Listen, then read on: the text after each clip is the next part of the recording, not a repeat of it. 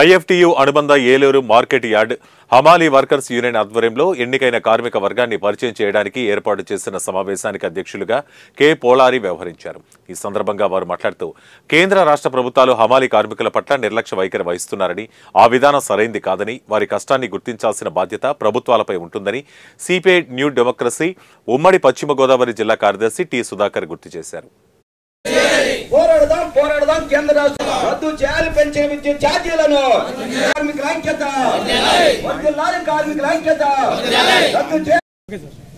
ఎర్రా Srinivasarao yard హమాలీ workers union సహా కార్యదర్శి. యార్డ్ హమాలీ వర్కర్స్ యూనియన్ ఎన్నికల్లో 4వసారి నన్ను కార్మికులు గెలిపించారు. కార్మికుల హక్కుల కోసం, యూనియన్ రక్షణ కోసం, అలాగే ఇఫ్టు ఐఎఫ్టియు కార్యక్రమాల కోసం అందరి సహాయ సహకారాలతో నేను ప్రయత్నం చేస్తూ అన్ని సహకారాలు తీసుకొని పనిచేస్తానని చెప్పి సందర్భంగా తెలియజేస్తాను. పోలారి ఐఎఫ్టియు రాష్ట్ర ప్రధాన కార్యదర్శి. యార్డ్ హమాలీ కార్మిక సంఘానికి సుమారుగా 40 సంవత్సరాల చరిత్ర ఉంది.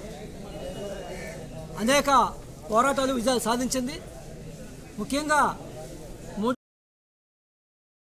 భద్రాద్రి కొత్తగూడెం జిల్లా కొత్తగూడెం రైల్వే స్టేషన్ ప్రాంగణంలో ఎయిడ్స్ డే సందర్భంగా ప్రత్యేక కార్యక్రమం ఏర్పాటు చేశారు. ఈ కార్యక్రమానికి కొత్తగూడెం డీఎస్పీ అబ్దుల్ రెహమాన్, వైద్య శాఖ అధికారులు, కాలేజీ స్టూడెంట్స్ పాల్గొన్నారు. ఈ సందర్భంగా వారు మాట్లాడుతూ ఎయిడ్స్ వ్యాధి అనేది అంటువ్యాధి కాదన్నారు. ఇప్పటికైనా ప్రజలు అవగాహన కలిగి ఈ వ్యాధి నిర్మూలన చేయటంలో తమ వంతు ప్రయత్నం చేయాలన్నారు.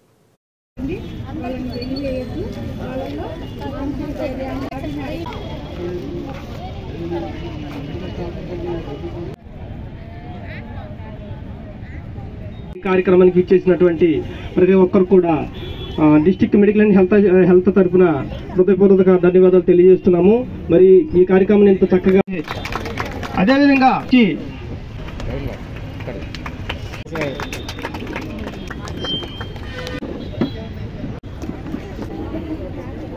డిఎంహెచ్ఓ గారు మరియు డాక్టర్స్ టీమ్ మరియు ఇక్కడికి ఇచ్చేసిన sex workers and transgenders and advocates, very good morning to all of you. ఈరోజు డే అని జరుపుకుంటున్నాము. ఎయిడ్స్ అంటే ఏంటండి అసలు? ఎయిడ్స్ అనేది ఎట్లా, ఇప్పుడు మనకి క్యాన్సర్ అంటే ఒక బాడీలో ఒక పార్ట్లో వస్తుంది, థ్రోట్ క్యాన్సర్ అని, లేకపోతే లివర్ క్యాన్సర్ అని, ఊపిరితిత్తుల క్యాన్సర్ అని వస్తుంది. అసలు ఎయిడ్స్ అంటే ఏంటి? ఎయిడ్స్ అంటే ఏంటండి?